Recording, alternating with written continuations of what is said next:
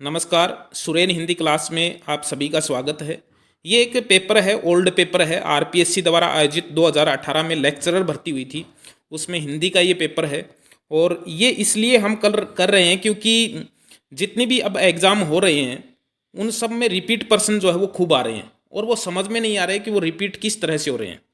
और एक नया जो पेपर हो रहे हैं इनमें जो युग हैं, जैसे आदिकाल, भक्तिकाल, रीतिकाल, आधुनिक काल, भारतेंदु युग है, द्विवेदी युग है, छायावाद, प्रगतिवाद, प्रयोगवाद, इनकी विशेषताओं से संबंधित प्रश्न भी जो है वो खूब आ रहे हैं। तो इसमें भी जैसे ये साहित्य का प्रश्न शुरू होता है तो पहला ही प्रश्न विशेषता से संबंधित है कि आदिकालीन साहित्य से संबंधित इनमें से कौन सा कथन सही नहीं है। प्रश्न यही आ रहे हैं कि निम्न में से कौन सा कथन असंगत है, कौन सा कथन अनुपयुक्त है, या कौन सा कथन उपयुक्त नहीं है, या कौन सा कथन सही नहीं है। तो हमें चारों विकल्प जो है वो पढ़ने पड़ते हैं, फिर उसके बाद में उसका उत्तर जो है वो देना पड़ता है। तो आदिकालीन साहित्य से संबंधित देखिए, दोहा आदिकालीन अपभ्रंश साहित्य का एक प्रमुख छंद है। ये तो सही है क्योंकि आदिकालीन जो अपभ्रंश साहित्य था उसमें दोहा जो है वही, जिसको दोहा या दूहा कहा गया है।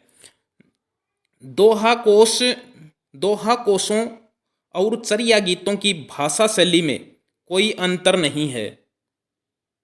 ये कथन गलत है क्योंकि जो दोहा कोश थे और जो चर्या गीत थे उनमें सिद्धों के जो रचनाएं थी, चर्या गीत, उनमें जो है वो बहुत अंतर है, वो भाषा जो है उनकी सेम नहीं थी। तीसरा है कि चर्या पद एक प्रकार के गीत होते हैं जो सामान्यतः अनुष्ठान के समय गाए जाते हैं। आदिकालीन बौद्ध सिद्धों ने दोहा कोशों के साथ साथ चर्या पदों की रचना भी की है, तो ये भी सही है। तो इनमें से दूसरा जो है ये गलत है। दोहा कोश और चर्या गीतों की भाषा जो है वो अंतर है उनमें। अगला प्रश्न है कि रचना और रचनाकार की दृष्टि से कौन सा विकल्प सुमेलित नहीं है। तो देखिए इसमें बहुत सरल प्रश्न है ये, क्योंकि जो भी साहित्य की तैयारी कर रहे हैं, ये एक प्रमुख रचना है प्रबंध चिंतामणि, और ये हमें पता है कि ये मेरुतुंग की, एक जैन आचार्य थे मेरुतुंग, उनकी रचना है। तो ये गलत हो जाएगा, विनय चंद्र सूरी की नहीं है ये, जैन आचार्य मेरुतुंग की रचना है प्रबंध चिंतामणि। तो ये इसका उत्तर हो जाएगा, ये असंगत है, सुमेलित नहीं है। बाकी पाहुड़ दोहा राम सिंह की है, भविष्यत कहा जो है ये धनपाल की है, और नेमिनाथ चरयू जो है वो हरिभद्र सूरी की रचना है। आगे प्रश्न है कि हिंदी साहित्य का आरंभ 693 ईस्वी से मानने वाले इतिहासकार इनमें से कौन हैं। तो इनमें से कौन है जिन्होंने 693 ईस्वी से हिंदी साहित्य का आरंभ माना है, तो वो राम कुमार वर्मा है। राम कुमार वर्मा ने जो है वो 693 ईस्वी से माना है। राहुल सांकरत्यान ने हिंदी का प्रथम कवि इनमें से किसे माना है। तो राहुल सांकरत्यान ने इनमें से सरहपाद को जो है वह हिंदी का प्रथम कवि माना है। और सर्वमान्य भी यही है कि यदि सीधा प्रश्न आए हिंदी का प्रथम कवि किसे माना जाता है, तो वो सरहपा को माना जाता है। और यदि राहुल सरहपा को माना किसने है, तो राहुल सांकरत्यान ने। आगे प्रश्न है, डॉक्टर रामकुमार वर्मा ने हिंदी साहित्य के आदिकाल या प्रारंभिक काल को किस नाम से या किन नामों से संबोधित किया है। तो डॉक्टर रामकुमार वर्मा ने संधि एवं चारण काल नाम से जो है वो संबोधित किया है। और राहुल सांकरत्यान ने सिद्ध सामंत काल जो है इसको कहा है। वीर काल जो है वो विश्व प्रसाद मिश्र ने कहा है। प्रारंभिक काल जो है वो मिश्र बंधुओं ने कहा है। संधि काल एवं चारण काल जो है ये डॉक्टर रामकुमार वर्मा ने कहा है आदिकाल को। आगे प्रश्न है कि आदिकाल के कवि सरहपाद की काव्य परंपरा में विकसित नाथ पंथ के हठ योग का पलवन आगे चलकर इनमें से किस कवि में हुआ है। तो इनमें से कबीर में हुआ है। कबीर ने जो है वो नाथ पंथ के हठ योग का पलवन जो है वो किया है, उसको आगे बढ़ाया है।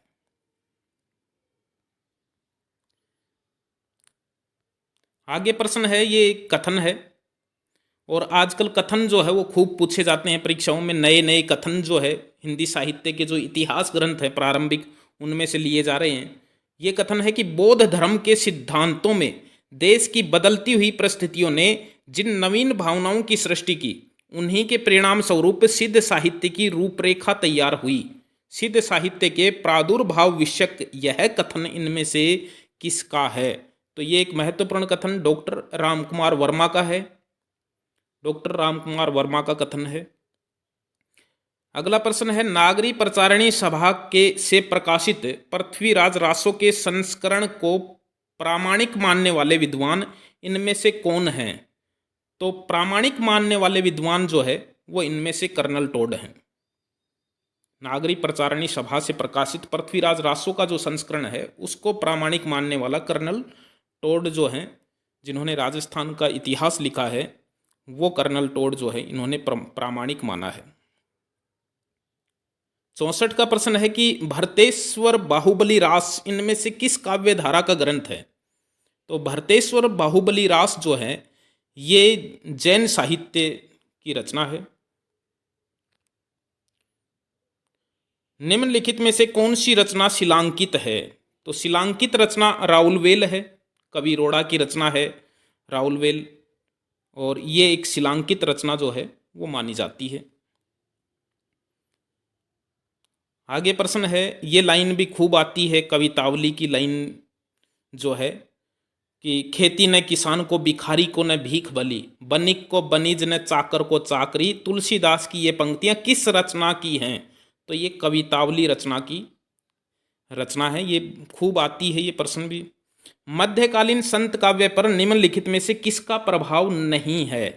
तो मध्यकालीन संत काव्य के ऊपर जो है वो किसका प्रभाव नहीं है? तो इनमें से जैन साहित्य का प्रभाव जो है वो संत काव्य के ऊपर जो है वो नहीं है। बाकी नाथ साहित्य, अद्वैत दर्शन, उपनिषद, इनका प्रभाव जो है वो संत साहित्य के ऊपर या संत काव्य के ऊपर है। 68 का प्रश्न देखिए कि कबीर के संदर्भ में निम्नलिखित में से कौन सा कथन असत्य है? तो ये प्रश्न आजकल खूब आते हैं कि कौन सा कथन सत्य है, कौन सा नहीं है। कबीर का प्रश्न भी खूब आता है। देखिए, कबीर के काव्य में दाम्पत्य द्योतक प्रतीकों का सुंदर प्रयोग हुआ है, ये तो हुआ है। काव्य रचना कबीर का प्रथम लक्ष्य था, ये गलत है। और जितने भी पेपर आते हैं कबीर से संबंधित कथन आते हैं उनमें यही असत्य कथन इसमें दिया हुआ होता है, और उसमें इसको घुमा फिराकर दूसरी लाइन भी लिख देते हैं कि कबीर का प्रथम लक्ष्य जो है वो काव्य रचना था, या कबीर काव्य रचना ही उनका प्रथम लक्ष्य था। तो काव्य रचना करना उनका प्रथम लक्ष्य नहीं था। कबीर के काव्य में रहस्यवाद मिलता है, ये सही है। कबीर ने समाज में व्याप्त पाखंड का पुरजोर विरोध किया, ये भी सही है। तो उनका प्रथम लक्ष्य काव्य रचना या कविता लेखन नहीं था, ये कथन असत्य है। देखिए, संत काव्य के संदर्भ में कौन सा कथन गलत है? तो संत काव्य जो है उसमें संत काव्य आत्मानुभूति पर अधिक बल देता है, ये सही है। संत काव्य में धार्मिक रूढ़ियों और परंपराओं के अंधानुकरण का विरोध है, ये भी सही है, क्योंकि विरोध है उसके अंदर जो भी परंपराएं हैं, रूढ़ियां हैं उनका। संत काव्य में शास्त्रीय ज्ञान को, ये गलत है। देखिए, संत काव्य जो थे, जैसे कबीर संत काव्य का था, तो शास्त्रीय ज्ञान थोड़ी था उनको। तो शास्त्रीय ज्ञान जो है वो उनका परम आवश्यक नहीं माना गया है संत काव्य के अंदर।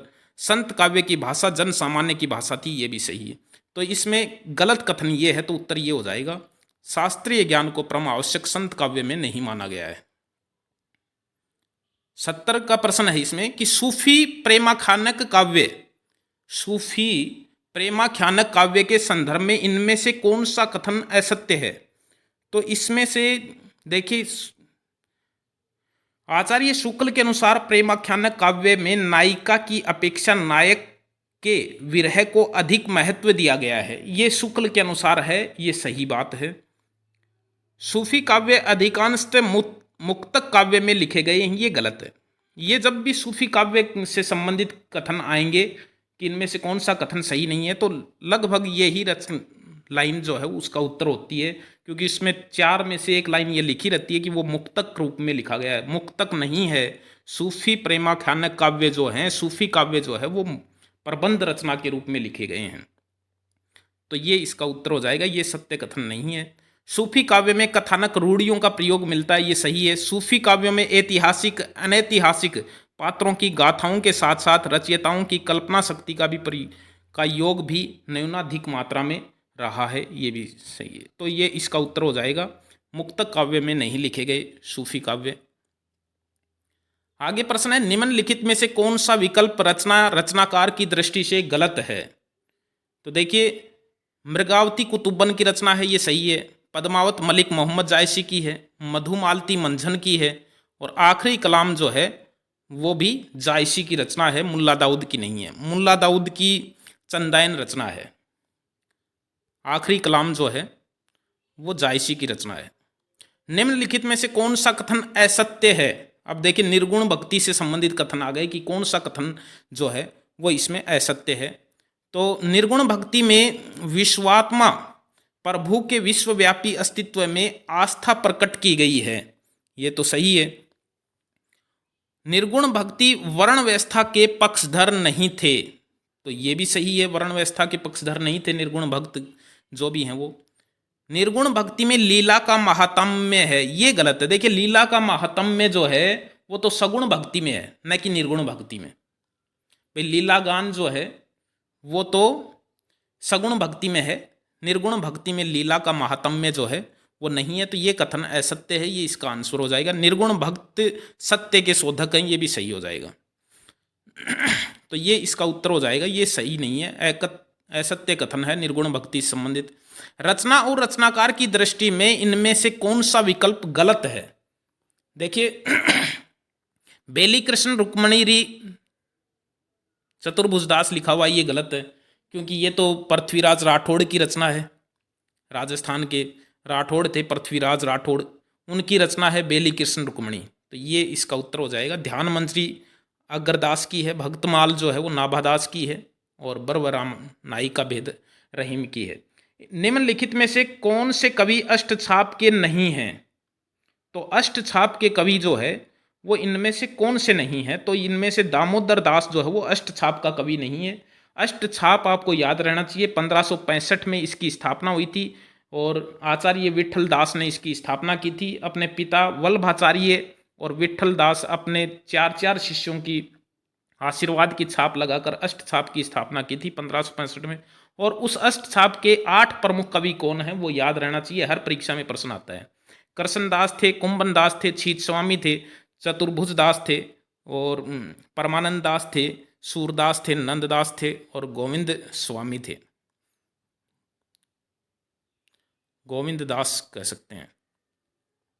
75 का प्रश्न है, कृष्ण भक्ति काव्य के संदर्भ में इनमें से कौन सा कथन असत्य है? अब देखिए, कृष्ण भक्ति से संबंधित आ गया कि कृष्ण भक्ति से संबंधित भगवत कृपा की प्राप्ति के लिए सूर की भक्ति पद्धति में अनुग्रह का प्राधान्य है, ये तो सही है, अनुग्रह का प्राधान्य है उसमें। नंददास ने भंवर गीत नामक ग्रंथ की रचना की, ये भी सही है। राधा वल्लभ संप्रदाय में राधा का स्थान गौण तथा कृष्ण का स्थान प्रधान तथा उच्च माना गया है, ये कथन गलत है। देखिए, राधा वल्लभ संप्रदाय में राधा का स्थान गौण नहीं उच्च है, और कृष्ण का स्थान प्रधान नहीं निम्न है। तो ये कथन जो है वो गलत है, ये उत्तर हो जाएगा। सखी संप्रदाय का प्रवर्तन स्वामी हरिदास द्वारा किया गया, ये भी सही है। निम्नलिखित ग्रंथों में से कौन सा ग्रंथ केशव द्वारा रचित नहीं है, यानी केशव की रचना नहीं है? अब देखिए, ये प्रश्न बहुत सरल है। प्रश्न सरल इसलिए है क्योंकि भाषा भूषण का प्रश्न लगभग परीक्षाओं में आता है। जो जोधपुर के महाराजा थे जसवंत सिंह, उनकी रचना है, एक अलंकार ग्रंथ है भाषा भूषण। तो ये केशव की रचना नहीं है। बाकी विज्ञान गीता उनकी रचना है। छंदमाला में स्वतंत्र छंदों का निरूपण इन्होंने किया है, ये भी केशवदास की है। और जहांगीर जस चंद्रिका भी केशवदास की है। भाषा भूषण जो है वो महाराजा जसवंत सिंह जोधपुर के राजा थे, उनका अलंकार ग्रंथ है। हिंदी साहित्य के उत्तर मध्य काल को अलंकृत काल कहने वाले विद्वान कौन हैं इनमें से? तो वो अलंकृत काल जो है वो मिश्र बंधुओं ने कहा है रीतिकाल को। रामचंद्र शुक्ल ने तो रीतिकाल कहा है। विश्वनाथ प्रसाद मिश्र जो हैं इन्होंने श्रृंगार काल कहा है, और अलंकृत काल जो है वो मिश्र बंधुओं ने कहा है। तो मिश्र बंधु इसका उत्तर हो जाएगा। निम्नलिखित में से कौन सा विकल्प रचना और रचनाकार की दृष्टि से गलत है? अब देखिए, इसमें गलत कौन सा है? तो इसमें से 3 नंबर का गलत है। श्रृंगार सागर जो रचना है ये आलम की नहीं है, ये मोहनलाल मिश्र की रचना है। श्रृंगार सागर जो है ये मोहनलाल मिश्र की रचना है। कवि कुल कंठाभरण दुल्हे की रचना है, सही है। रस सारांश भिखारी दास की है। रस रहस्य कुलपति मिश्र की है। आगे प्रश्न है कि निम्नलिखित में से कवि कौन सा कवि रीति मुक्त काव्य धारा का नहीं है? तो ठाकुर है, आलम है, बोधा भी है। भिखारी दास रीति मुक्त नहीं था। भिखारी दास जो है वो रीतिबद्ध था, ये रीति मुक्त कवि नहीं था। 80 का प्रश्न है आगे कि सुमेलित करना है। अब देखिए इसमें कवि कुल कल्पतरु जो है ये तो भिखारी चिंतामणि की है। कवि कुल कल्पतरु चिंतामणि की है। और ललित लल्लाम मतीराम की रचना है, अलंकार ग्रंथ है। शिवाबावनी भूषण की रचना है। और काव्य निर्णय जो है ये भिखारी दास की रचना है। तो इसमें से ए का 3 हो जाएगा, ए का 3 इसी एक में है। बै का 4 हो जाएगा, तो ये इसका उत्तर हो जाएगा। और ये प्रमुख रचनाएं हैं, इनका पता होना चाहिए कौन सी रचना किसकी है।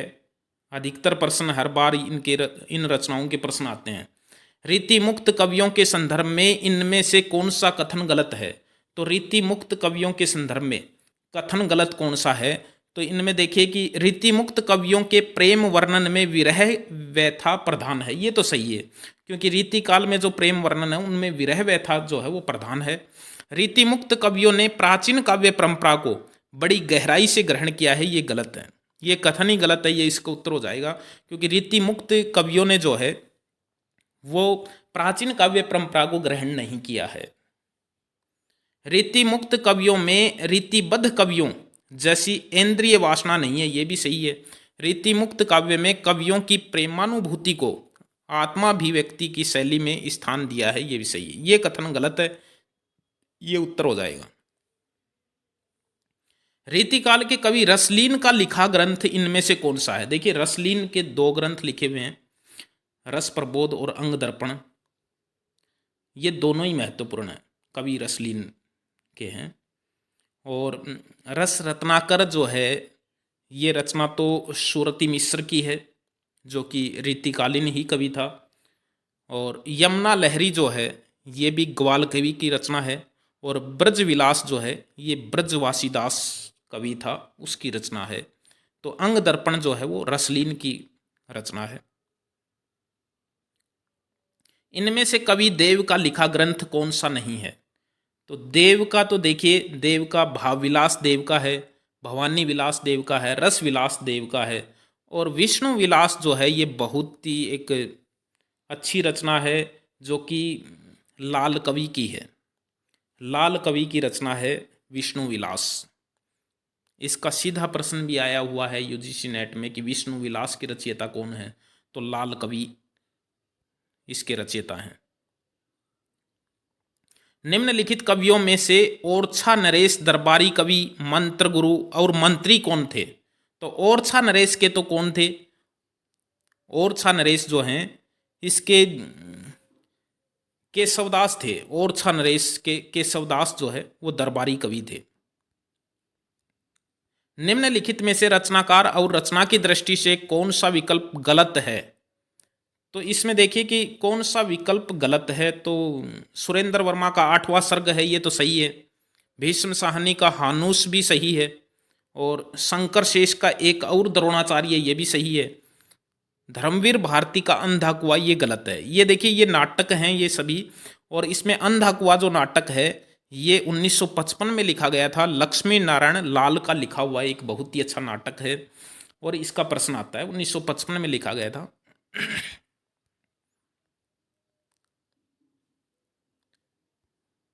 ये सुमेलित पूछ रखा है इसमें, कहानी और कहानीकारों को सुमेलित कीजिए। तो चतुरी चमार तो निराला की है ही। नीलम देश की राजकन्या, नीलम देश की राजकन्या जो है ये जैनेन्द्र की है। डाची उपेंद्र नाथ अस्क की बहुत प्रसिद्ध कहानी है। और परिंदे निर्मल वर्मा की बहुत ही अच्छी कहानी है। तो यदि सुमेलित करेंगे तो 1 का 3, ए का 3 इसमें ये हो जाएगा, बी का 1 हो जाएगा, ये उत्तर हो जाएगा। डाची उपेंद्रनाथ अस्क की कहानी है, परिंदे निर्मल वर्मा की है। ये प्रश्न वैसे भी सीधे प्रश्न भी आ जाते हैं कई बार। आगे प्रश्न है, निम्नलिखित में से कौन सी रचना भारतेंदु हरिश्चंद्र की नहीं है? तो इनमें से देखिए कि चंद्रावली तो है, भारत दुर्दशा भी है, वैदिकी हिंसा हिंसा न भवती भी है, और रणधीर प्रेम मोहिनी जो है ये लाला श्रीनिवास दास की का नाटक है। और ये जो नाटक है इसका प्रश्न आता है, आप ये न माने कि भारतेंदु हरिश्चंद्र का ये प्रश्न है, आप ये माने कि रणधीर प्रेम मोहिनी का ये प्रश्न है। और इस नाटक का प्रश्न बहुत बार परीक्षाओं में जो है वो पूछा जाता है। लाला श्रीनिवास दास का नाटक है, सीधा प्रश्न भी पूछ लिया जाता है, रणधीर प्रेम मोहिनी किसका नाटक है, और सुमेलित नहीं है या उनमें भी इसका विकल्प के रूप में जो है पूछ लिया जाता है। और बहुत जगह इसका नाम केवल प्रेम मोहिनी भी लिखा हुआ मिल जाता है। पत्रिका और उसके प्रकाशन के आरंभ की दृष्टि में कौन सा विकल्प गलत है? तो उदंत मार्तंड 1838 ये गलत है, क्योंकि ये तो 1826 है। कवि वचन सुधा 1868 ये सही है। सरस्वती 1900 ईस्वी ये भी सही है। और हरिश्चंद्र मैगजीन 1873 ये भी सही है। तो उदंत मार्तंड 1826 आएगा, ये गलत है। निम्नलिखित में से किस निबंधकार ने शिव शंभू का चिट्ठा नाम से निबंध लिखे? तो ये हर बार परीक्षा में आने वाला प्रश्न है, बाल मुकुंद गुप्त, हर बार परीक्षा में आने वाला प्रश्न है। 90 का प्रश्न है, निम्नलिखित में से कौन सी रचना महादेव वर्मा की नहीं है? तो पथ के साथी है, स्मारिका भी है, अतीत के चलचित्र भी है, वे दिन वे लोग जो है ये शिव पूजन सहाय की रचना है, महादेव वर्मा की नहीं है। निम्नलिखित में से रचना और रचनाकार की दृष्टि से कौन सा विकल्प गलत है? तो ये देखिए कि बंगाल का विभाजन प्रकाश चंद्र गुप्त का है, चेतना के बिंब नगेंद्र का ये भी सही है, 10 द्वार से सोपान तक हरिवंश राय बच्चन ये भी सही है, यौवन के द्वार पर ये डॉक्टर देवराज उपाध्याय की रचना है, देवराज उपाध्याय की रचना है, तो उत्तर ये हो जाएगा, ये गलत है। सुमेलित करना है, ठेठ हिंदी का ठाठ उपन्यास है, हरि अयोध्या सिंह उपाध्याय का है। घुमक्कड़ शास्त्र जो है ये राहुल सांकृत्यान का लिखा हुआ है। और खेला पोलमपुर जो है ये मणि मधुकर की रचना है। और कलम का मजदूर प्रेमचंद जो है ये मदन गोपाल की रचना है। तो इसमें उत्तर हो जाएगा ए का 4 हो जाएगा, ये इसका उत्तर जो है हो जाएगा।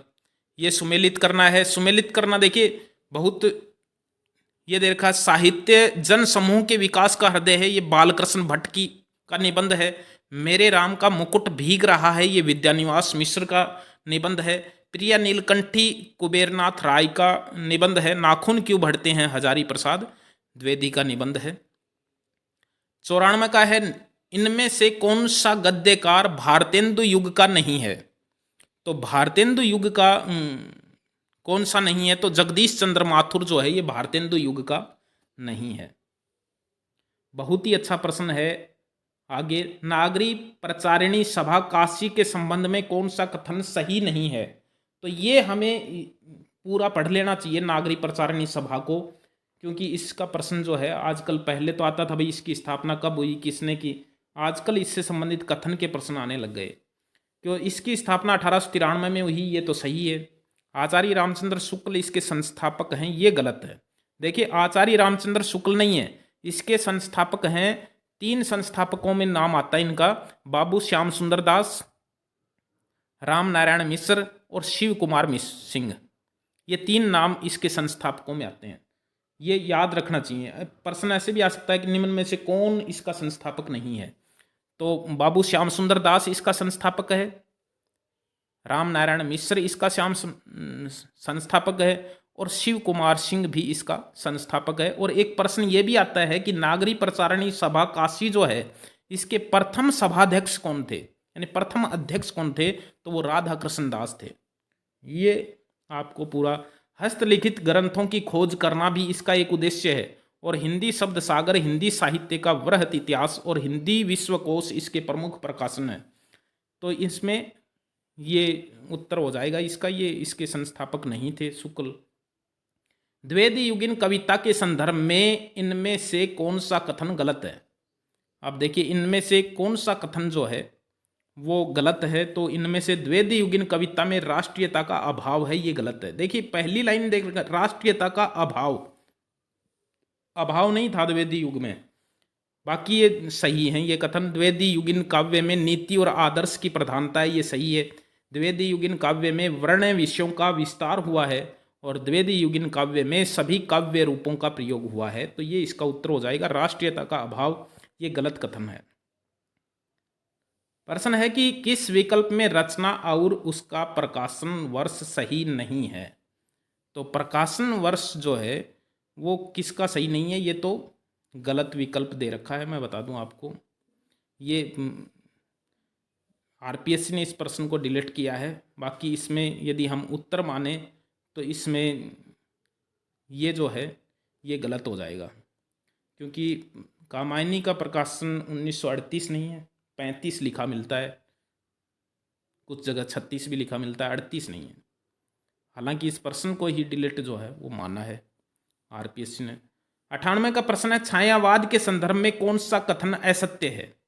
अब देखिए छायावाद से संबंधित, छायावाद, प्रयोगवाद, प्रगतिवाद, नई कविता, इनके से संबंधित कथनों के प्रश्न जो है वो खूब आते हैं। हमें पिछले परीक्षाओं में जो आए हुए हैं वो सब पढ़ लेने चाहिए, लगभग उन्हीं में से जो है वो रिपीट होकर के आंसर आते हैं। अब देखिए छायावादी कवियों ने प्रधान रूप से प्रणय की अनुभूतियों को व्यक्त किया है, ये सही है। छायावादी भावबोध, स्वानुभूति और सौंदर्य प्रधान कल्पना द्वारा निर्मित हुआ, ये भी सही है। और छायावादी कवि निराला की अनुभूति शैव दर्शन से में प्रेरित होती चली गई है, ये गलत है। ये जो है ये गलत है। छायावादी कविता द्विवेदी युगीन निरस उपदेशात्मक स्थूली आदर्शवादी काव्य धारा के विरुद्ध विद्रोह के रूप में प्रवाहित हुई, ये सही है। तो ये जो है ये कथन गलत है। इसके अंदर निराला की अनुभूति शैव दर्शन में प्रेरित नहीं होती गई है। छायावाद के संदर्भ में इनमें से कौन सा कथन गलत है? तो देखिए इसमें दे रखा है कि छायावाद को अपना समर्थ आलोचक नंद दुलारे वाजपेयी के रूप में मिला, ये बिल्कुल सही है। समर्थक थे छायावाद के, एक आलोचक थे नंद दुलारे वाजपेयी। छायावाद के समानांतर चलने वाली प्रेम और मस्ती की काव्य धारा के एक प्रमुख कवि हरिवंश राय बच्चन है, ये सही है। हरिवंश राय बच्चन हालावाद के प्रवर्तक थे, जो छायावाद के समानांतर चली थी अंत में। और छायावाद की राष्ट्रीय सांस्कृतिक काव्य धारा के एक प्रमुख कवि राधा कृष्ण दास हैं, ये गलत है, क्योंकि ये राष्ट्रीय सांस्कृतिक काव्य धारा का कवि नहीं था, ये भारतेंदु युग से संबंधित था। तो ये गलत हो जाएगा कथन। महादेव वर्मा ने अज्ञात प्रियतम के प्रति प्रणय निवेदन किया, ये भी सही है। तो ये कथन गलत है, ये उस उत्तर हो जाएगा। 100 का प्रश्न है, 100 नंबर का, स्थापना और तर्क का प्रश्न। देखिए प्रगतिवाद की मूल स्थापना सैद्धांतिक रूप में प्रगतिशील थी, बिल्कुल थी। प्रगतिवाद की मूल स्थापना सैद्धांतिक रूप में प्रगतिशील थी, बिल्कुल प्रगतिशील थी, क्योंकि उसका लक्ष्य भौतिक यथार्थवाद के आधार पर निर्मित मूल्यों को प्रतिष्ठित करना था, ये भी सही है। तो ए और आर ये दोनों ही कथन जो है, स्थापना और तर्क दोनों सही हैं। इनमें से किस कवि का संबंध तीसरा सप्तक से है? देखिए ऐसा तो कोई पेपर ही नहीं होता हिंदी का जिसमें सप्तक के प्रश्न आते हों। 4 सप्तक प्रकाशित हुए हैं अज्ञेय द्वारा, तो इनके तीसरा सप्तक का कवि जो है कहता है कि तीसरे सप्तक से संबंधित कौन सा कवि था? तो इसमें केदारनाथ सिंह जो है वो तीसरे सप्तक का कवि था, क्योंकि रघुवीर सहाय और शमशेर बहादुर दूसरे सप्तक के थे। राजेंद्र किशोर जो है ये चौथे सप्तक का कवि था और केदारनाथ सिंह जो है ये तीसरे सप्तक का कवि था। प्रयोगवादी काव्य के संदर्भ में इनमें से कौन सा कथन असत्य है? ये प्रश्न बहुत ही महत्वपूर्ण प्रश्न आ गए ये कथनों के। कहता है कि प्रयोगवाद ने बड़ी बड़ी घटनाओं, बड़े बड़े व्यक्तियों और बड़े बड़े जीवन प्रसंगों के विशाल फलक पर इतिवृत्तात्मक काव्य का निर्माण किया है, ये सही है। प्रयोगवादी कवि भावुकता के स्थान पर ठोस बौद्धिकता को स्वीकार करते हैं। ये गलत है, नहीं, ये तो सही है, ये तो सही है। बौद्धिकता को भावुकता के स्थान पर ठोस बौद्धिकता को स्वीकार करते हैं, ये सही है। ये गलत है। इतिवर्तात्मकता जो है वो द्विवेदी युगीन काव्य की विशेषता थी, न कि प्रयोगवाद की। ये कथन गलत है, ये इसका उत्तर हो जाएगा। प्रयोगवादी कविता में मध्यम वर्गीय व्यक्ति को जीवन की समस्त जड़ता, कुंठा, अनास्था, प्राज्य, मानसिक संघर्ष के सत्य की अभिव्यक्ति है। ये भी सही है।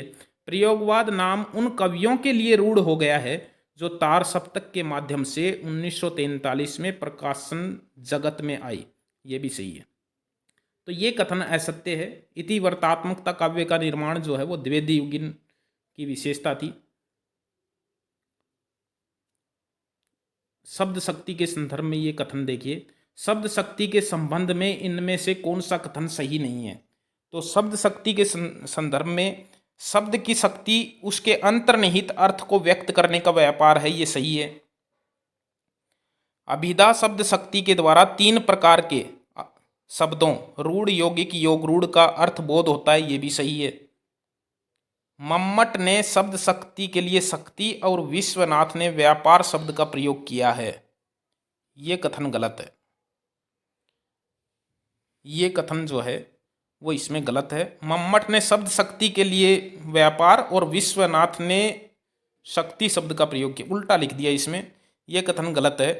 और व्यंजना शब्द शक्ति से प्राप्त अर्थ को प्रतीयमानार्थ भी कहते हैं, ये सही है।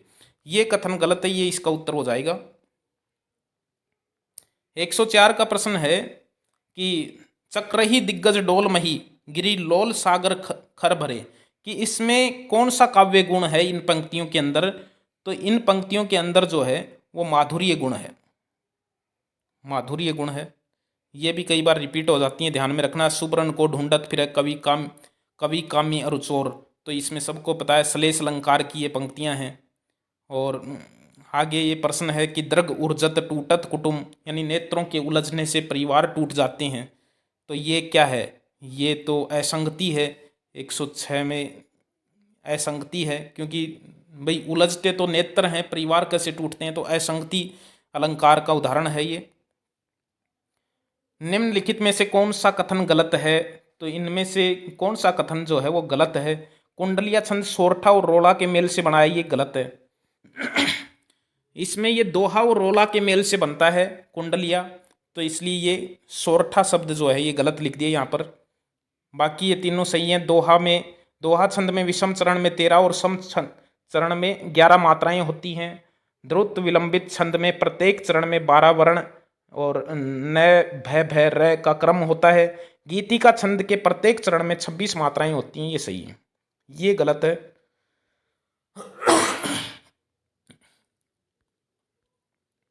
देखिए 108 का कि रस के स्वरूप के संबंध में इनमें से कौन सा कथन असत्य है? तो इनमें से कौन सा कथन असत्य है? तो इसमें देखिए कि रस लौकिक आनंद प्रदान करता है, ये कथन असत्य है। इनमें ये कथन असत्य है, बाकी ये तीनों ही सत्य हैं। और ये भी हमें रस के स्वरूप में जो कथन है वो पढ़ लेना चाहिए, उसका प्रश्न भी जो है वो बार बार रिपीट होता है। निम्नलिखित में से सात्विक अनुभाव नहीं है, तो ये अपस्मार जो है वो नहीं है। सात्विक अनुभाव जो है वो वैवर्ण्य भी है, परलय भी है, अश्रु भी है। अपस्मार जो है ये सात्विक अनुभाव जो है वो नहीं है। अखिल भुवन चर अचर सब हरि मुख में लखी मात। और देखिए चकित भई गद गद वचन विकसित दृग पुलकात, इन पंक्तियों में कौन सा रस है? तो इसमें देखिए चकित हो रहा है, ये बोल रहा है चकित भई गद गद वचन, चकित होने का मतलब अद्भुत रस, यानी इसके अंदर अद्भुत रस है। काव्य अलंकार और लक्षणकार की दृष्टि में कौन सा विकल्प सुमेलित नहीं है? ये प्रश्न भी बहुत ही महत्वपूर्ण है। सरल है, सरल इसलिए बता रहा हूं मैं इसमें क्योंकि इसमें देखिए ये सुमेलित नहीं है, नहीं ये नहीं, ये सुमेलित नहीं है, ये तो सुमेलित है। शब्दार्थो साहित्य काव्यम भाम्य का है और वाक्य रसात्म काव्य विश्वनाथ का है। तद 200 शब्दार्थो रसगुणानी ये मम्मट का है। ये गलत है, इसमें ये लिख रखा है दंडी, जबकि ये जगन्नाथ का है। रमणीयार्थ प्रतिपादक शब्द काव्यम, ये जगन्नाथ की पंक्ति है। रस गंगाधर उनका ग्रंथ है, 17वीं शताब्दी से के हैं वो। तो ये प्रश्न खूब आता है जगन्नाथ का। 112 नंबर का प्रश्न है कि शक्तिर निपुणता लोक शास्त्र काव्य वैद्य वेक्षनाथ, कि ये पंक्ति जो है काव्य हेतु विषय के लिए उपयुक्त मत इनमें से किस आचार्य का है, तो ये मम्मट का है। ये ध्यान दे लेना, ये रिपीट भी हो सकता है इसमें। ये मम्मट का काव्य हेतु के विषय में है। अब देखिए ये किसका है, ये भी मम्मट का है। ये भी मम्मट का है। ये किससे संबंधित है, ये काव्य प्रयोजन से संबंधित है। वो 6 काव्य प्रयोजन मानते हैं। ये प्रश्न आता है, मम्मट आचार्य मम्मट जो थे, इनका ग्रंथ है काव्य प्रकाश। काव्य प्रकाश में इन्होंने 6 प्रयोजन बताए हैं और 6 प्रयोजन इस के अंदर लिखे हुए हैं। काव्य यश, यश यानी यश, अर्थ यानी अर्थ से संबंधित, व्यवहार, फिर शिवेत्र से ये भी मानना है। तो इस तरह से इसमें 6 लिख रखे हैं। 6 काव्य प्रयोजन जो है इन्होंने इसी में लिख रखे हैं। तो ये प्रश्न सीधा सा भी आता है, आचार्य मम्मट ने कितने काव्य प्रयोजन माने, तो 6। तो ये इसमें ये पूरा पद ही दे दिया इसमें कि ये काव्य प्रयोजन से संबंधित किसका है, तो ये मम्मट का है। रस निष्पत्ति के व्याख्याकारों में से भट्टनायक के सिद्धांत को इनमें से क्या कहा जाता है। अब देखिए भट्टनायक का जो सिद्धांत है उसको भुक्तिवाद कहा जाता है। भट्ट लोलट का जो सिद्धांत है उसको उत्पत्तिवाद कहा जाता है। और अभिनव गुप्त अनुमितिवाद जो है वो शंकुक के मत को कहा जाता है, आचार्य शंकुक। और अभिव्यक्तिवाद जो है वो अभिनव गुप्त के मत को कहा जाता है। ये रस से के व्याख्याकार हैं 4। साधारणीकरण के संदर्भ में कहा गया है कि भावत्व साधारणीकरणम निम्नलिखित में से किस आचार्य का है, तो ये किसका है, ये बहुत सरल है, ये भट्टनायक का है। इसलिए क्योंकि साधारणीकरण सिद्धांत किसकी देन है, वो भट्टनायक की है। भट्टनायक कौन थे, सीधा सा प्रश्न है। भट्टनायक रस सूत्र के तीसरे व्याख्याता थे। रस सूत्र जो था भरत मुनि का, जिसकी व्याख्या की गई है 4 व्याख्याताओं के द्वारा, तो उसमें तीसरे व्याख्याता भट्टनायक थे और इन्होंने साधारणीकरण का सिद्धांत जो है वो दिया है।